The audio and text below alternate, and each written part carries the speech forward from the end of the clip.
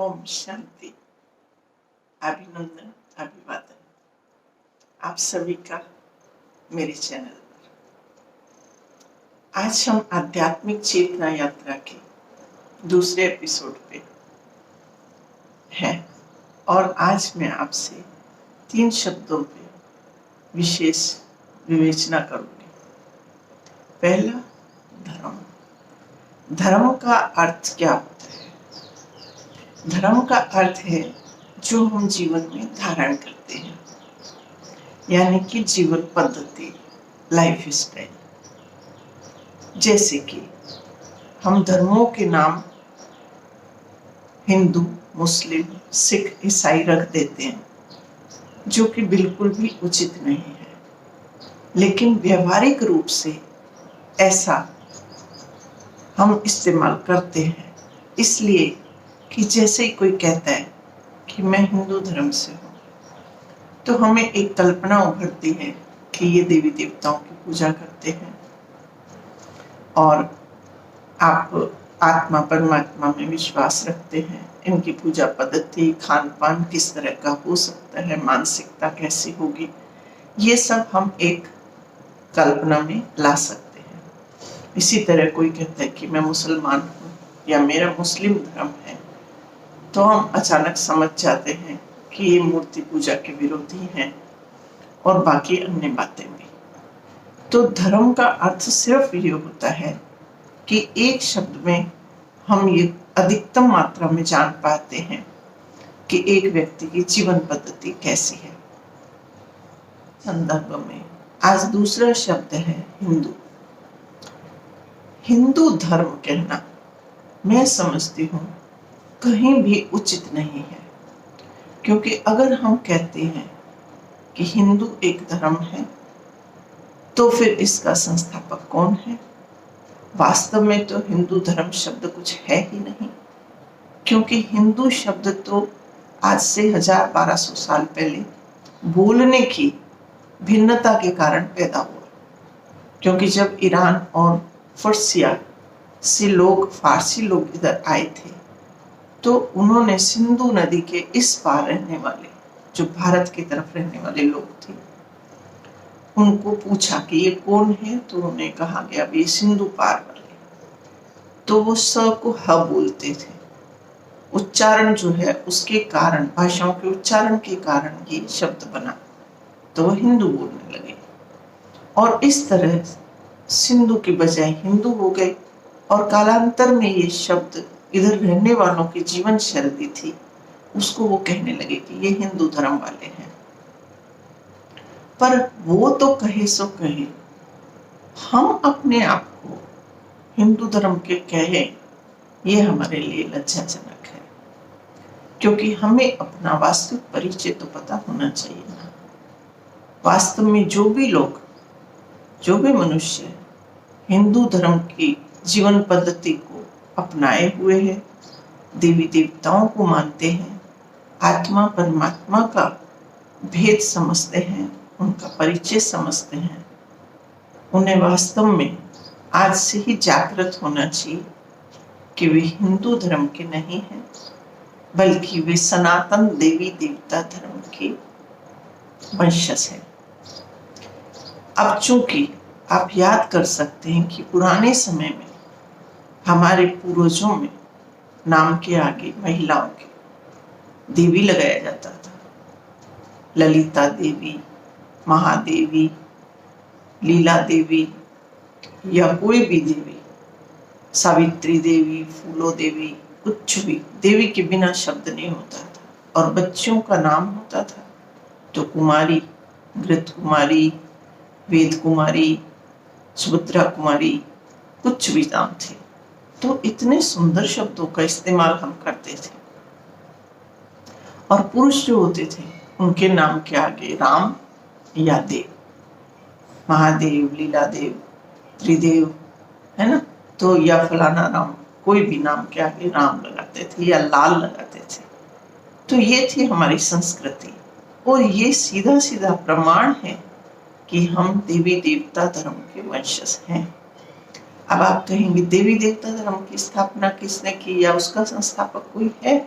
जी हाँ, क्यों नहीं। हमारा सबसे बड़ा महत्वपूर्ण शास्त्र है गीता।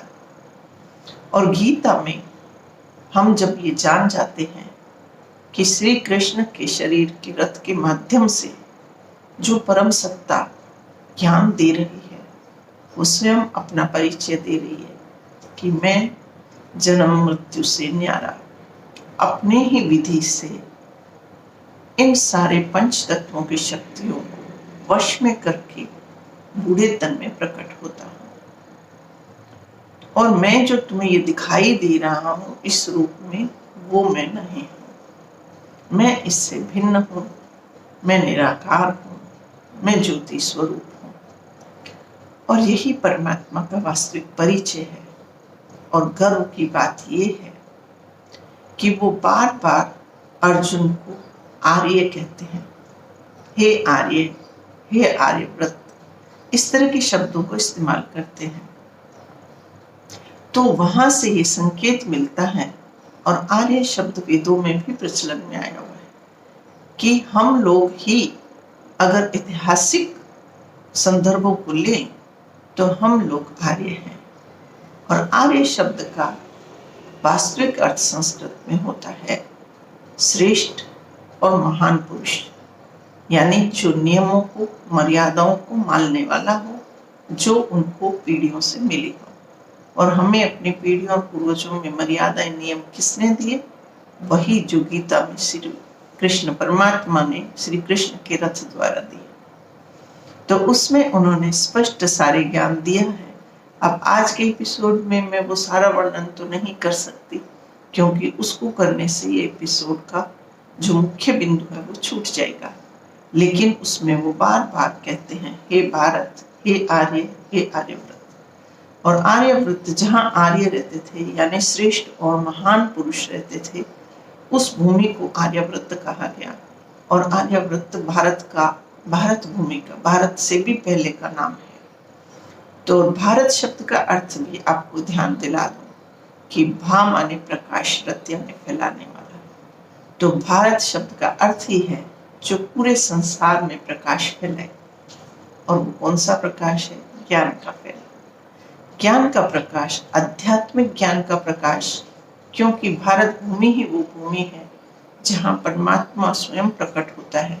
और वो कहते हैं कि जब जब इस धरती पर धर्म की ग्लानि होगी, धर्म यानी लाइफ स्टाइल, जब जब जीवन पद्धति मनुष्यों की अति ग्लानि में यानी घृणित रूप में हो जाएगी, भ्रष्ट हो जाएगी, तब तब मैं, जो लोग बेहतर जीवन प्रणाली से जीवन जीना चाहते हैं, उसे फॉलो करना चाहते हैं, उनके उद्धार के लिए, उनकी मदद के लिए, और जो लोग उसको नहीं फॉलो करते हैं यानी दुष्कर्म कर रहे हैं, उसके अगेंस्ट में चल रहे हैं, उस पद्धति के लोगों के शरीरों का विनाश करेंगे वो, या उनके विकारों को, उनकी आदतों को विनाश करने के लिए मैं प्रकट होता हूँ।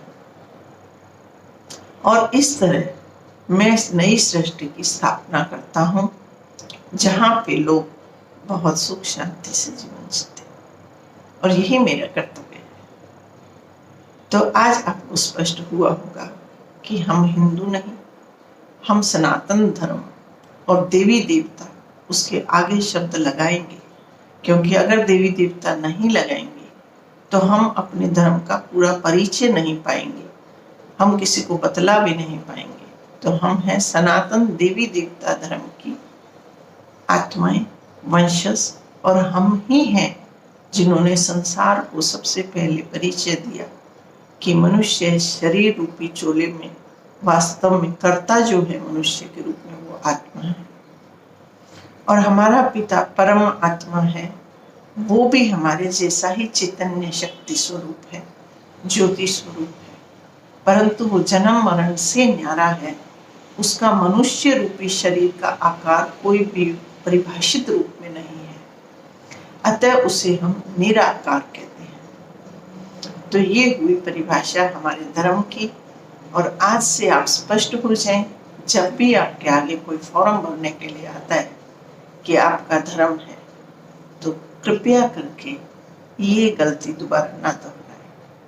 क्योंकि अगर दोहराएंगे तो हम अपनी पीढ़ियों को भी भ्रमित करके और उनको गुमराह करेंगे, क्योंकि हिंदू नाम से कोई धर्म नहीं है और उसका कोई संस्थापक नहीं है।